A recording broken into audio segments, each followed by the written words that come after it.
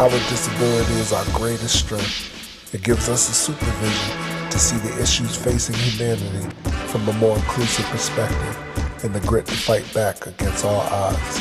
Welcome to Super Adaptables, the More Than Walking Video podcast discussion.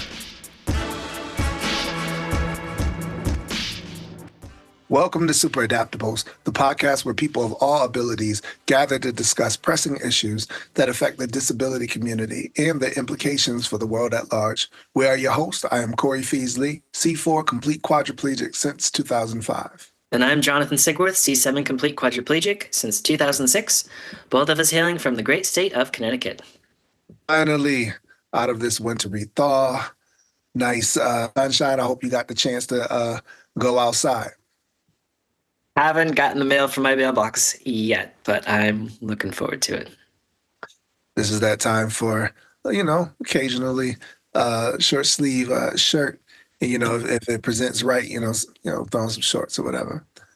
It's going to be 30 tonight, so no. Oh, yeah, no shorts tonight, for sure. But maybe a little bit later on in the week when the afternoon peaks. But we are recording this on Thursday, the 27th of March, 2025.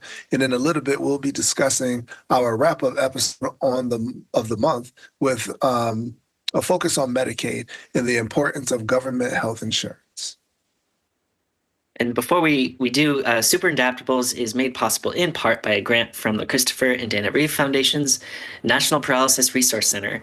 The information provided and opinions expressed in these podcasts do not necessarily reflect the views of the Christopher and Dana Reeve Foundation. For more information about the Foundation's National Paralysis Resource Center, visit www.christopherreeve.org. Also, I should note that the views expressed on this podcast do not necessarily reflect those of More Than Walking either, but belong to us as individual speakers. But, as we're getting ready and preparing for this segment, I watched the interview. It was done by a major media outlet, and Dr. Roger Mitchell, Howard University Hospital president and a former chief medical examiner for Washington, D.C., and a forensic pathologist by trade. He spoke about the dangers of cutting funding to Medicaid and what that would mean, just to everyone who's a recipient of it. And speaking from his own experience as a physician, he said something that was just captivating. He said, "I've seen failed policy on my autopsy table." And that strikes a nerve because even two guys like you and I who are paralyzed, we can feel the impact of something like that when somebody is now lifeless because they didn't get the chance to have the preventative health care that they needed simply because the law may have came up short. Corey, that statement literally gives me chills. I mean, Medicaid isn't just some policy. It's a critical access point to life-saving healthcare treatment for millions. As I recall in our introductory podcast at the beginning of the month, you mentioned a quote from a poet that said, "The groundwork for all happiness is health." Well, people aren't happy. In reality, they are scared because their lives are on the line. According to the Kaiser Family Foundation, a health tracking poll found fewer than 1 in 5 adults want to see Medicaid funding decrease, and most think funding should either increase or be kept about the same. What this says to me is that it's easy to portray government spending as waste, fraud, and abuse, but this poll shows that the majority of people don't see Medicaid as a waste. No one disputes getting rid of fraud and abuse where it is found, but reforming programs through legislation and bipartisanship is the key to improving the efficacy of these departments and programs. Yeah, I couldn't agree more. And I think when we talk about like bipartisanship, because they are legislators, it shows that both sides care about the issue.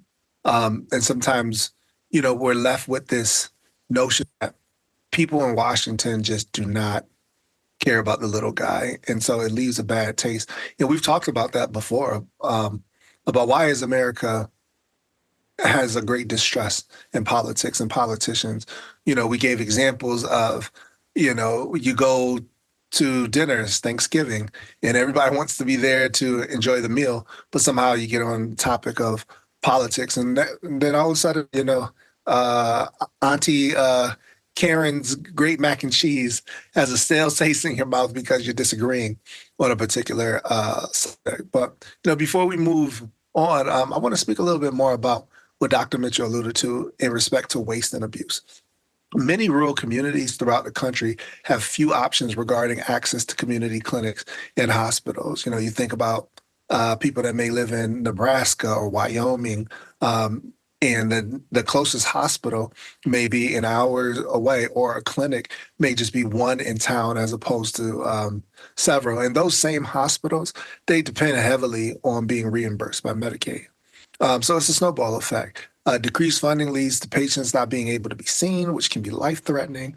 And hospitals and other clinics could then be forced to shut their doors because of financial instability, ultimately driving up the cost of care where private insurance is concerned. That to me seems like waste, and it definitely reeks of abuse.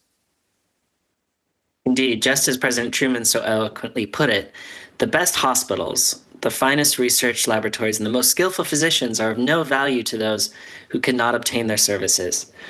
Speaking of funding and control structures, we talked about who oversees Medicaid and how it works.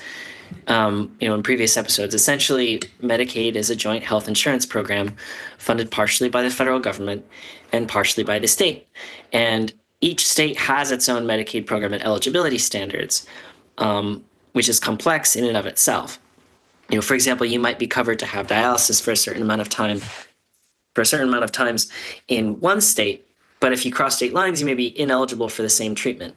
It's operated under the Health and Human Services Department at the federal level through an agency known as the Centers for Medicare and Medicaid Services. But again, the details of these programs are decided at the state level. The difference between Medicare and Medicaid, they're commonly confused, is that Medicaid covers low-income families and people with disabilities, as well as children in a program known as CHIP, or Children Health Insurance Plan, while Medicare is for individuals who are 65 and up, and if you have paid into the system long enough, you may be eligible if you have a disability to receive that type of insurance. And even if you're on Medicare and you're just elderly and you end up going into a nursing home, the only insurance that's going to cover that is Medicaid. So a lot of us end up on Medicaid at the end, whether or not you have a disability. No, that's true. Going back to just thinking about rural communities, right? Like, my town is not like rural. Like, we're partly, we're right outside of the capital. So it has like a almost like city mix and a suburban feel to it. But as a veteran and someone who gets all of their services through the Veterans Administration, I think about the amount of veterans hospitals there are here in Connecticut. And, we have one in Newington, but it's not a hospital where they have an ER and that they have beds and you can stay overnight. So the next option for me would be driving down to West Haven. West Haven is literally an hour's drive to and back. So that means I'm taking a 2 hour drive, which is literally like from New York, as long as traffic conditions are, low. And if I have like a UTI or a fever, though I have my own mode of transportation, it's still a lot. So imagine like the person who doesn't have that and they're not on Medicaid, even though they qualify for services, maybe their application is being processed.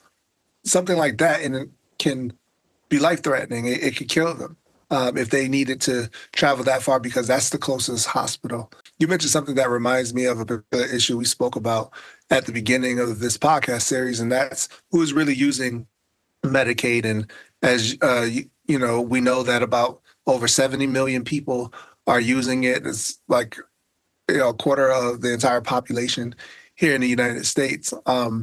But there's like a myth also associated with Medicaid that is strictly for the disabled or poor people. In reality, 1 out of 5 people in the U.S. utilize Medicaid, right? And that means that the service member who's at the bottom of the pay scale, an E1 entry level, who's getting, back in the early 2000s, about $1,200 a month. You may qualify for Medicaid services if you have a child, if you have a family, and you just don't have the ability to make ends meet. And it's also for people who are 65 and up, which they call that dual eligibility, that they will be able to get both Medicaid and Medicare to be able to like cover those expensive bills as so we know they can be, like um, prescription drug insurance, and definitely, things like being in long care facilities.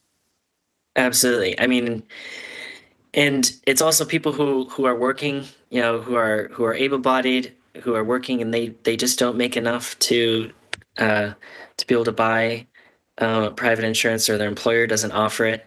Or there's Medicaid buy-in programs, people who have a disability um, and need those long-term care services, and Medicaid is the only one that offers that, and their state offers the buy-in option, which allows them to work and still access it through premiums.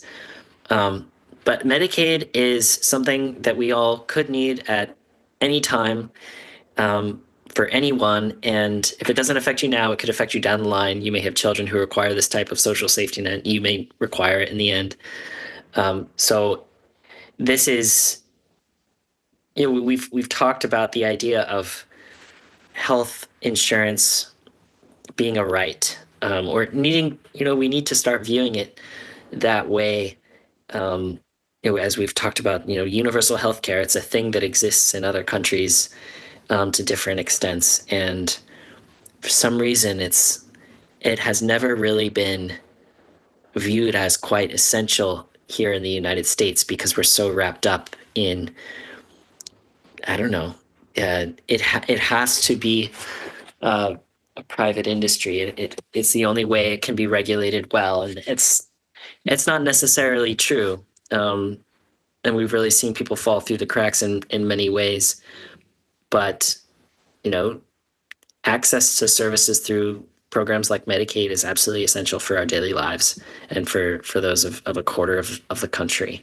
So that's a fact. Yeah, I mean, it makes me ask the question, like, do you think that instead of looking at the evidence in the need that lawmakers find it difficult to put themselves in the shoes of people who did not turn out like them, where they maybe worked their way through school and were successful in that regard, and then they may have interned for let's say a law firm that they worked on. Then they became active by becoming like maybe a lawyer, and then intern underneath some other politicians. Um, underneath like a politician, as far as like just working for them, and found their way into the political sphere. And now that they're in a position to make change, they're kind of looking down at other people and say, well, hey, I worked hard and I did it. So, I earned my way up here. Why is it that you people are just sitting on your behinds while the government just hands out? Do you think that's part of it? And I think that's question one. And two, do you think people kind of like generally feel like ashamed that I have to depend on the government to help me in these matters, whether that's food stamps, SNAP, whatever the case is, and including healthcare insurance? Yeah, well, this is kind of the funny thing, right? Like you go to Britain, you go to England, and there's no shame in going to the doctor and not Mm. paying for it. Everyone goes to the doctor and doesn't pay for it. Like, it is a public service that you pay for via your taxes, and you get access to it. Canada, the same thing. I mean, I don't know if there are premiums or not because I don't live there. But Right. the, what I think you're absolutely right. What we here in the U.S. View with a certain level of shame, or maybe like, oh, I don't want to be one of those people. I don't want to be on Medicaid and need a handout. A handout here is a right somewhere else. Mm. It's the same thing, just with a different name and connotation. Um, I want healthcare access as a right, and I think the more, uh, we should have lawmakers who are poor enough to be on Medicaid. You know, we should, or who need access to these services, because then maybe they would have some skin in the game to help keep the program. I mean, I don't know why people do what they do. But I think that's one of the benefits, the unique things about Medicaid that we've pointed out in previous discussions is that because the details are at the state level, it really is the state that makes decisions. And that really means it's the citizens of the state who can help guide those decisions through their input. And um, so it's a rather transparent, democratic insurance program. Whereas if you buy into a private insurance program from your employer or somewhere else on the market, you're not a stakeholder. You're not on the board of that insurance company. What control do you have over what they cover and what they don't? You don't have any control. The only control that you can leverage is, if the federal government puts some regulation on the insurance industry as a whole. That's it, Yeah. right? So in that sense, it makes these programs even more valuable and essential because there is that state level of control, that participatory nature of it. That's true. And, um, we had mentioned briefly about like waste, fraud, and abuse, and we just want the public to know that no one's opposed to looking at programs that help them make to become more efficient. In fact, that's what we are like screaming and crying out for is more efficiency, so that um, people's applications can get processed quickly, so that providers can be reimbursed faster, and that we can continue to keep everybody healthy. I remember hearing the Prime Minister of Canada, who's incoming. He said, and this felt so embarrassing to me. He said, in Canada, healthcare is a right. In America, healthcare is a business, and it just that bothers me so much because every time I see a commercial, every time I've ever applied, it's like it's almost like watching a emperor. Am I going to get a thumbs up or am I going to get a thumbs down?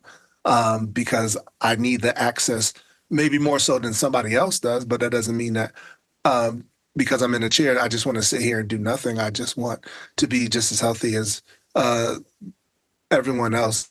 I think that's why understanding the issues, not just from this like pragmatic standpoint, but more so of a moral one, is important when considering the different type of cuts that they are proposing to make.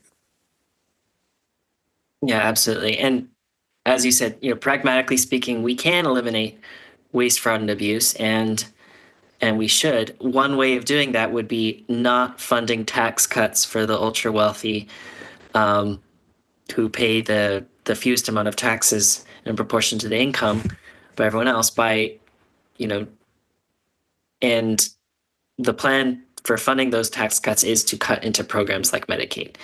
Um, about $880 billion in cuts. Though the president has said Medicaid won't be touched back in January of this year, it's hard to imagine that with the recent budget resolution that has been passed, how Congress will make that amount of 880 billion in cuts without tapping into Medicaid. That's nearly the same number of the Medicaid budget, I understand. Mm. So before the resolution passed, Trump said this to Politico, referring to Medicaid: "We'll love and cherish Social Security, Medicare, and Medicaid, the last of which insures more than 70 million Americans. Um, we're not going to do anything with that unless we can find some abuse or waste," Trump said. "The people won't be affected. It will only be more effective and better." That was January 31st.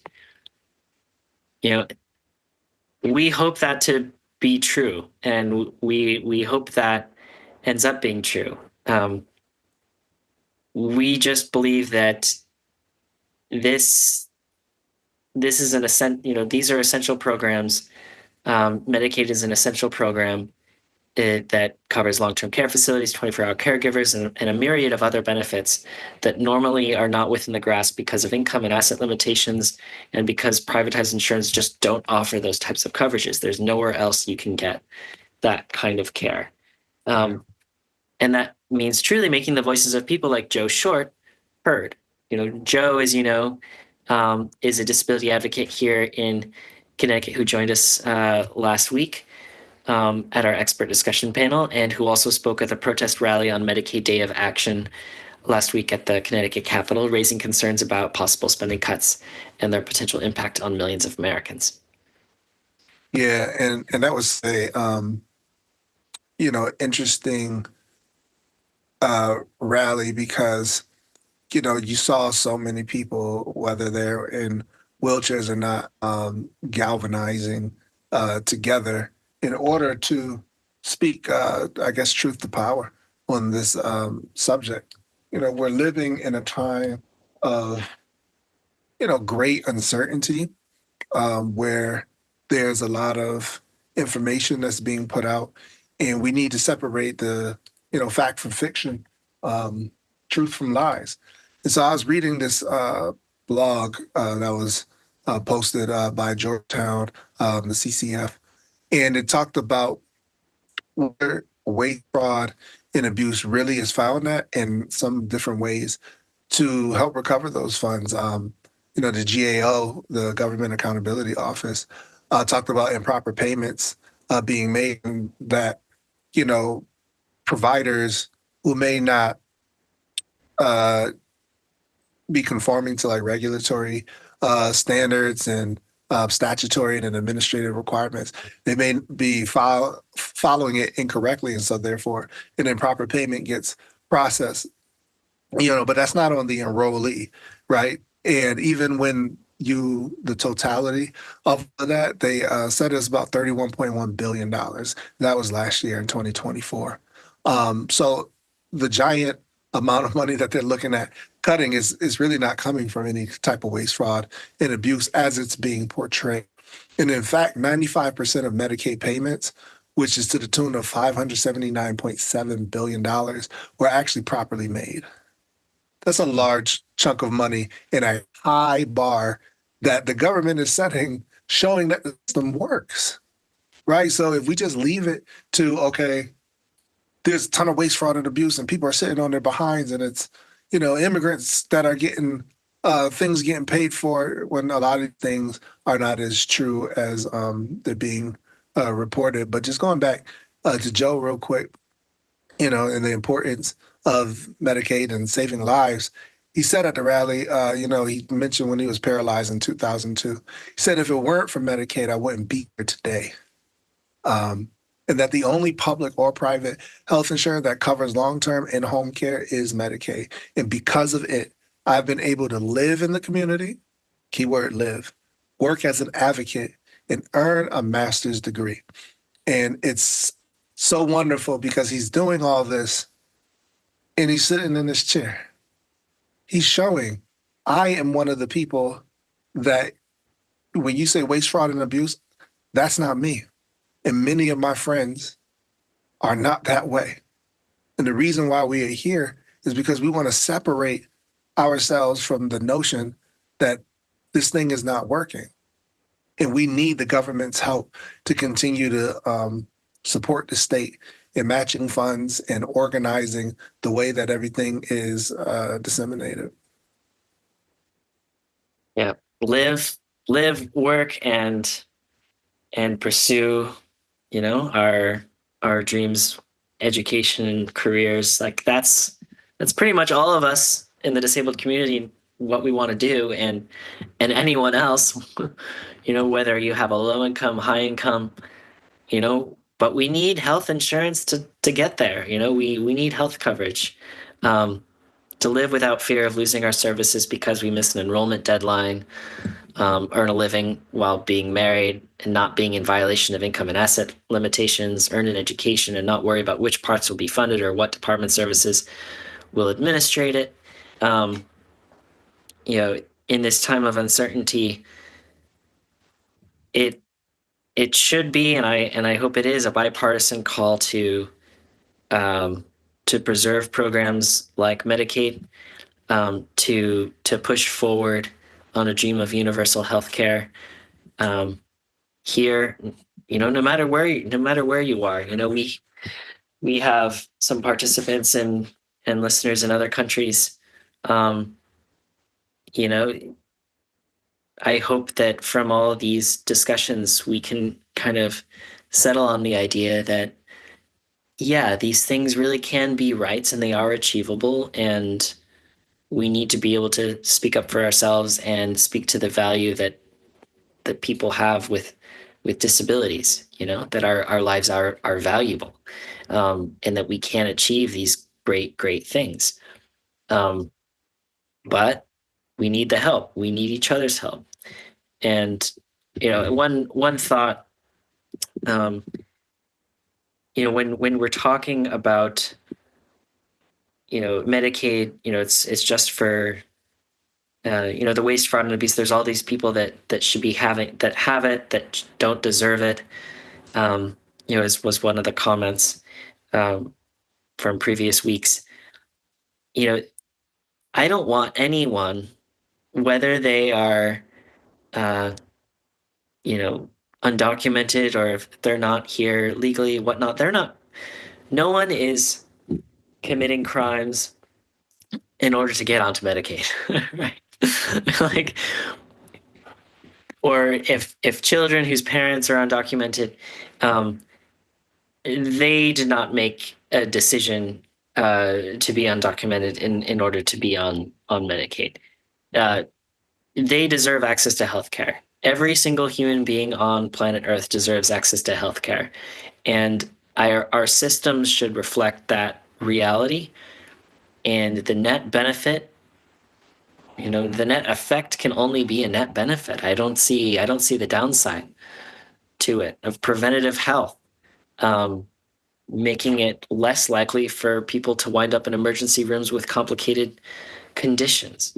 The more access to healthcare people with disabilities have, the further we can go in our careers, the further we can go in our jobs, the more we can give back.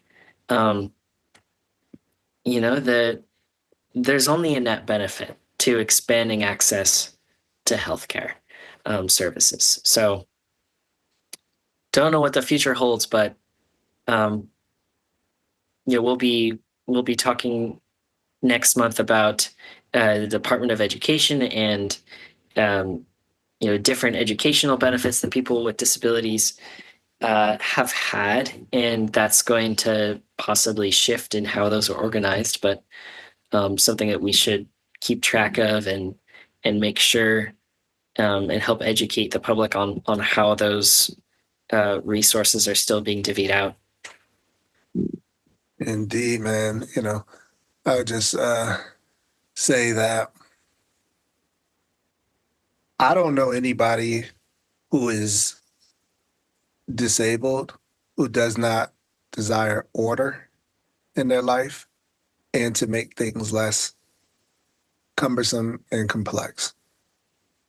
Our lives are already almost like fixed and very, very structured, from bowel and bladder care to, um, if we need assistance showering or toileting, to how we're going to get our groceries.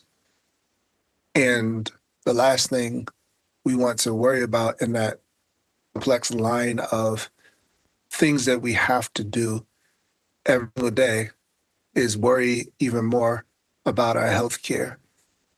God forbid you get a pressure sore because you've been using the same cushion that isn't covered under insurance, or you don't have enough money, or you don't have access to Depends and other undergarments and creams to ensure that you can keep your skin intact.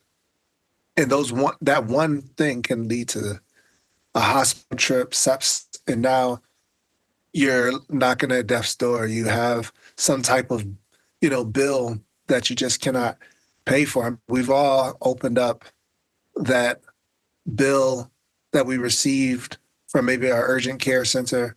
And when you start looking at the breakdown, just when I stepped through the door for this appointment, cost $350. I don't see why. Don't let me cancel an appointment because there may be a cancellation fee. There are all these other things attached to it. And we're just looking for reprieve in all areas. We could all get up and still work or never had a disability. Um, we want to contribute as much as we possibly can. And I think that's really what, grips my heart when I think about our community and how we just want to be a part of everyday society just like everybody else's. But, as usual, man, healthy discussion. Really hope that people, when they tune in, um, they take a lot from this and look towards their own lives and say, man, like, what do I need to do to help protect myself? But again, man, it's a great discussion. Yeah, likewise. And to, thinking about Medicaid differently, thinking about healthcare differently, and really catching that vision for how somehow, somewhere, sometime we can achieve universal healthcare here and wherever you are, fighting for that because that really is the basis for everything else. Um, sustainably. You look at uh, as you mentioned, that health bill with those numbers, those inflated numbers of every single hour costing $500 at your doctor's visit. Like, does it really have to cost that much? The US has the highest cost of healthcare, and it is not because it's the cost of service. It's because it is a business. It is because there are investors of insurance companies, et cetera, who are making millions and billions of dollars off of a broken healthcare system that is not serving us well. And it can be more efficient, it can be more effective, and it can be free when we all pay into the same system.